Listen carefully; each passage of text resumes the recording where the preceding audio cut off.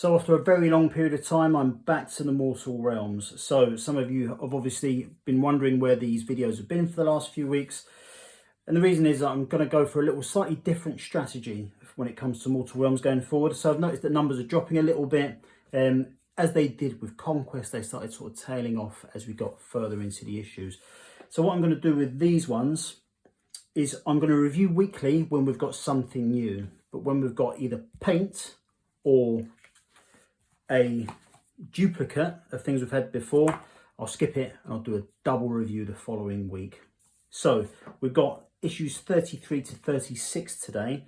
I'll show you all the models except for the stuff for issue 36, and I will tell you what I'm going to do with that when I get there. So issue 33 was some sterling mud and a texture tool, which unfortunately fell out of the bottom of the bag on my way home, so that is lost to the ages. But I'm not worried about it. I've had one of those before and I don't like them. So really for me, I use things like coffee stirrers and that kind of thing when I'm spreading these type of texture paints on there, so I don't actually use the Citadel texture tools. So a quick brief run through the issue. We've got a fold out this week, Empire of Bones, which counts a little bit of history of Shyish and goes through some of the wars and that kind of thing that happened there. Got more information on Archaon, which we've had previously, and we have also touched previously on Catacross as well, but this obviously fleshes out more information. On the other side, it shows the Ossiarch Empire, how far the Ossiarch Bone Reapers reach, as well as lots of other lovely information about them. In terms of the issue itself, we have got more information on our order. First mention of the Seraphon, so the lizard men, so that's cool. Also got, as well as the Stormcast Tunnels and Seraphon, we look at the Daughters of Cain this issue, just a brief synopsis of who they are, and the Sylvaneth, who we have touched on already. Article about Manfred von Carstein, Mortarch of Night. So he's a ruthless general and a master of necromancy. He's Nagash's Mortarch of Night. He's led armies to war.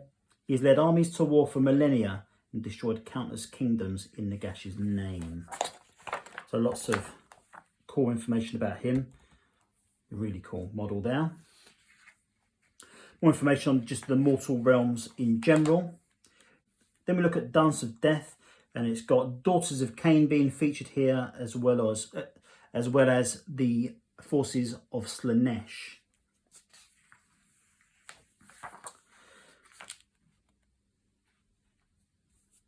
Then we've got how to paint using texture bases. So on here it just takes us through gluing like little bits of terrain pieces like the Citadel skulls onto your bases, then applying a little bit of paint. Finally putting on your sterling mud and dry brushing and that kind of stuff, which is cool. Then we've got an addition to our core rules, which is triumphs. Triumphs are bonuses that can be used in a game if your force won a major victory in its last battle. Many battle plans have rules for winning a major or minor victory, but not all battle plans will include them. So that takes us through that, more information there. Then we've got another battle plan, the Dread Forest, which will chart us a battle between the two Dreadblade Harrows, 15 Chain Rasps, and 3 Spirit Hosts up against the Lord Exist, the Prosecutor, 4 Liberators, and 3 Castigators. So that again is a glorious victory as well. Okay, then it goes on to the next week. So next week we have here, so we have got the Dominion of Sigmar statue, and it's a really cool one. It's one of my favourite pieces of terrain in the Warhammer range between 40k and Age of Sigmar. So it is very cool. I already own this because it came out as one of the Realms of Battle for a Warcry expansion. So I've got that. So what I will do is I'm going to break this part off its base and I'm going to use this to kit bash some new terrain. So with that also comes these two kind of flaming things there. Let's have a better look at this. I really love this. It's a really cool model. It's not smashed up enough for me for a statue, to be honest. So this came from Warcry, for me at least. It's not bashed up enough for me, so if it was going to be sitting in the 8 points, I'd expect it to be bashed to hell. But it's a lovely, lovely model. Really cool. Okay, so going through here, we first find out about Lethis, the Raven City. Constructed at the end of the Realm Gate Wars, the Grand City of Lethis is a bastion of order in the Realm of Death. At its heart lies a grand necropolis, the most important storekeep of the Andals of Heldenhammer, who count the Raven City as one of their foremost stronghold. So a bit of a history lesson about that. Then we look at more forces of chaos. So we've got Slaves of Darkness, Beasts of Chaos, Skaven, and Forces of the Gods. So we have already heard quite a lot from I think a couple of pullouts that we've had in previous issues for Slaves of Darkness and Beasts of Chaos. Not so much about the Skaven so far. The forces of the gods is just the general 4 gods, just giving a little bit of information about them. Zinj, Khorne, Slaanesh and Nurgle. But there's another god, the Great Horned Rat. The 5th member of the pantheon of chaos gods, the Horned Rat is the father of the Skaven. His followers team across the mortal realms, leaving only wreckage and ruin behind them. So it's got more information about who he is and a bit of information about that. Then that moves us on to Gnawholes and Nighthaunts, which basically tells us why Nagash hates the Skaven so much. It's because they ruined his plan for the Necroquake. They set it off early and it wasn't as powerful as it should have been. So Nagash obviously hates the Skaven. Then we've got building our statue. And then the paint guide, which is pretty comprehensive, and it brings us to a decent finished model there. Then we've got a charge phase tutorial to go into our core rules. So we know about the charge phase. It's been in the rules that we've had previously that are just to prepare us for a battle, but this goes into our core rules when it's ready. War scroll for the Tomb Banshee. And then we have got another battle plan, Clash of Knights. Auric Ravenscar led his troops into the ruins of Summersong, passing broken statues and fallen walls. They picked their way through the tangled briars of grave roses and crumbling stone buildings. The presence of the dead could be felt all around, ghostly fingers of mist snaking from between the skeletal trees. As they marched into the ruin, the temperature grew colder and the mist grew thicker until it obscured all vision beyond a dozen feet. So we're introducing our new terrain in there. We've got a slightly larger battle this time. So we've got the Knight of Shrouds, the Tomb Banshee, Dreadblade Harrow, 4 Goomghast Reapers and 4 Gladebrave Stalkers up against the Night Questor, 5 Secretors, 5 Liberators and 3 Castigators. We are objective based this week, so we are 6 inches for each objective from the centre of the mat.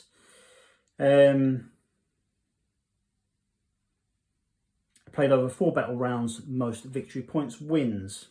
Okay, so that is the end of that issue and brings on to issue 35. Issue 35, we've already had the Prosecutor, which is one of the best models we've had so far. Very nice, but we've already had that one, and we've already had these 4 Liberators. There's one there from previously. So yeah. So cool stuff there.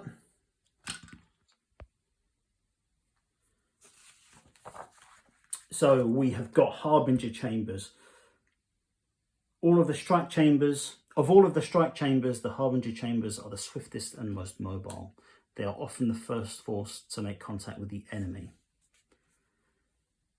Their winged warriors descend from the heavens, whilst shield-bearing liberators charge forward to crush their foe. Okay, so a little bit more about that, how it's sort of put together.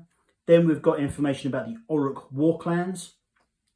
The roar of the Auric race is loud enough to shake the mortal realms of it to its foundations. There are hulking green-skinned warriors who live only to fight. To them, war is the entire reason for their existence.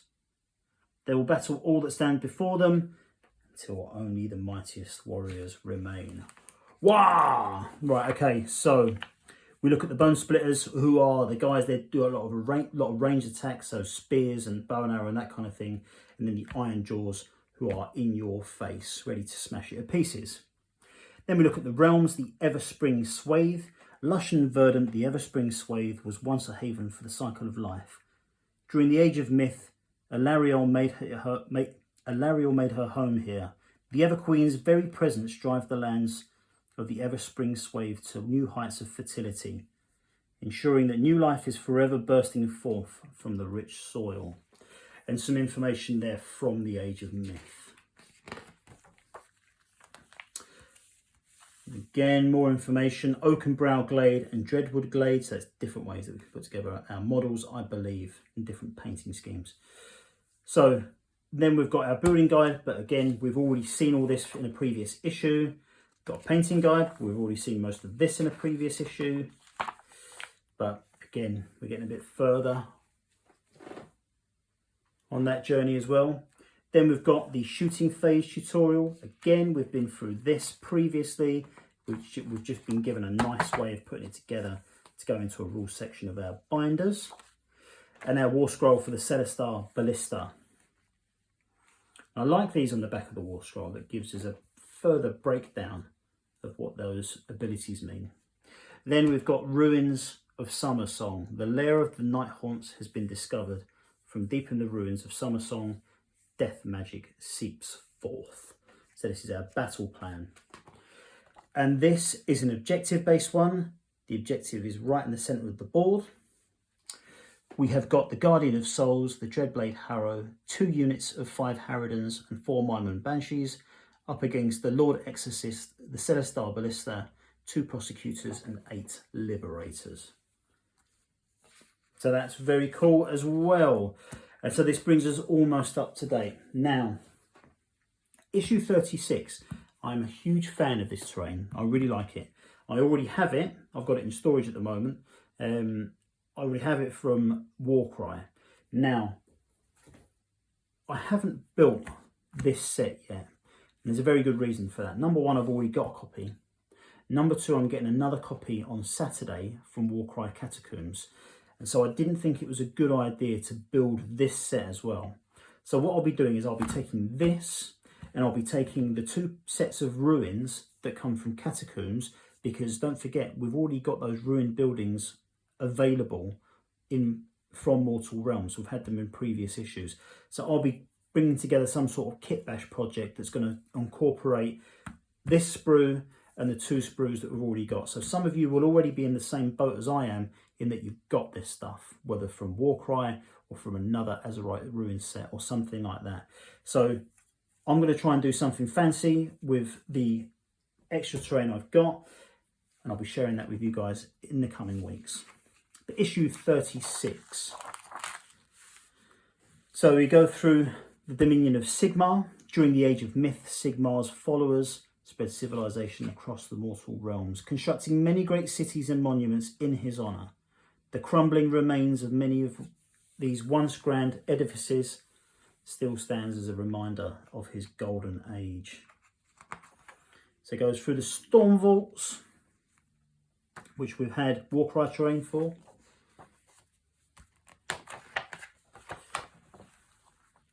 Azerite architecture, it's got a bit there, and then more about the cities of Sigmar.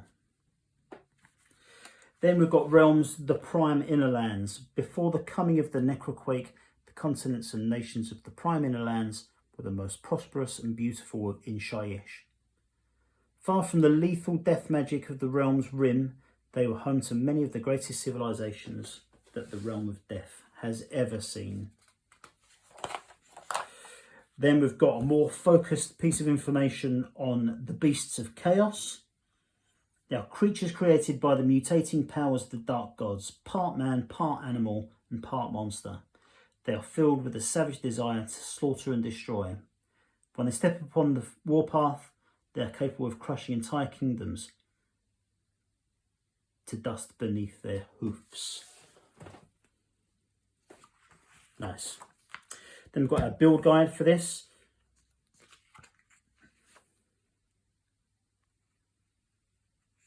Now, interestingly, in this, if you don't own this previously, you'll need to be very careful with these pieces here, these 2 skeletons, because the piece of plastic they're connected with is very, very thin. So mine, I actually elected to snap mine off to use them for some sort of other terrain on the set that I have made up. But just be very careful with those because they are very, very fragile. The other thing is we've got the, I forget the name, but the donger in the bell, if you excuse the way I said that. Yeah, that for me was always a pain to stick in, so I never did that as well. So that is that. Then we've got a painting guide, Corax White, followed by Agrex Earthshade.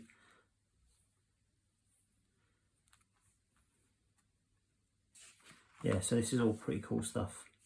And this will bring us to a decent level for the tabletop, which is cool. Although I do have to say, if you look for Azurite Ruins or Warcry painting or Warcry terrain painting on the Warhammer YouTube page, I much prefer the way that they've done that. And most of that stuff is actually with paints that we've received in this range already. One of the ones that we haven't got is one called Lauren Forest, which you will have if you went premium and have the Sylvaneth box. Otherwise, go out and go and get it because it's a really good paint. Then we've got a tutorial for piling in and a Spirit Torment War Scroll. And then we have Exorcism, another battle plan. Your new Azurite Bell Tower will help bring your battlefield to life. It will also provide an extra tactical element to your games, as models can hide behind and move on top of it. Look at the map below to see where to place your new terrain model. Okay, and then our battle consists of the Spirit Torment, the Tomb Banshee, 10 Chain Rasps and 8 Glaive Wraith Stalkers up against the Lord Exorcist, 5 Secretors and 3 Evocators. So the glorious victory on this one is whoever wipes out the other team first. So that's cool. Okay, so then we've got our next 2 issues. Both of them are things that we haven't had previously. So we've got some Gryph-hounds next week, and then we've got Crawlock the Jailer the following week. And these look pretty cool. I find it quite difficult to identify a lot of my Nighthaunt stuff on the battlefield because they all kind of look too similar almost. I don't know if anyone else has that problem, but anyway. There you go, guys. That is it for this week. Issue 38. And it's good to catch up with this kind of stuff. So like I say, if it's paint or something we've had before, I'll skip it and catch up when we have something new.